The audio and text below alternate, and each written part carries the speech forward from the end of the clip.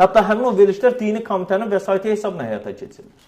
Yaxud da digər bir məsələdə, məsələn, radioların birində, TMB-də açığında deyil. Adamlar hər cümə günü və yaxud da deyir ki, Ramazanda hər gün sələfliyi orada təbliğ edirlərsə, sadəcə başlanğıcında ölkə rəhbərinə dua etməklə məsələyə başlayaraq belə bir qəliblə, qılıfla məsələni həyata keçirirlərsə, bu ciddi təhlükə deyilmi? İnanın, həmin insanlar bu günlərin bir çox yerlərdə var, adını çəksəm dəhşətə gələrsin. Milli Məclisdə də var bunlar, bu günlərin dövlət qurumlarında çalışan insanlarda da var. Bu günlərin həmin o insanlar müxtəlif deyək ki, ən tanınmış oyunların rəhbərləri, baş məşqçiləri və s. istifadə olunanlar da var, iş adamları var.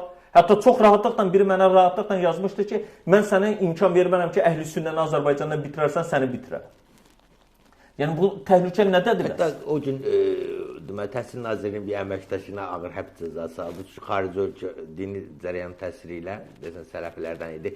Xaricdən bura gələn xarici qonaqlara sui-qəsd hazırlamışdı. Ondan xəbərim yoxdur. Ancaq 3-4 gün qalıb məhkəmə qərar verdi. Xəbərim yoxdur ondan həqiqətən, amma bu dediyiniz də bir başqa təhlükədir. Adam təsəvvürlə övladını yetişdirir, pulu var, imkanı var. Göndərir İngiltərədə oxumağa. İngiltərədə həmin o dini cərəyana qoşularaq gəlir Azərbaycanda. Həmin o orta məktəb savadı belə olmayan, nə var gedib hansısa Səudiyyə Ərəbistanında hansısa bir məktəbdə oxuyub gəlib deyə, hansısa universiteti bitirib deyə, onu özündən böyük kimi qəbul edir. Din məsələsində onun dediklərindən oturubdur. Əslində elə biraz əvvəl dediyimiz o IŞİD, Əl-Qaidənin də elektoratı bunlardır. Əlbəttə bunlar.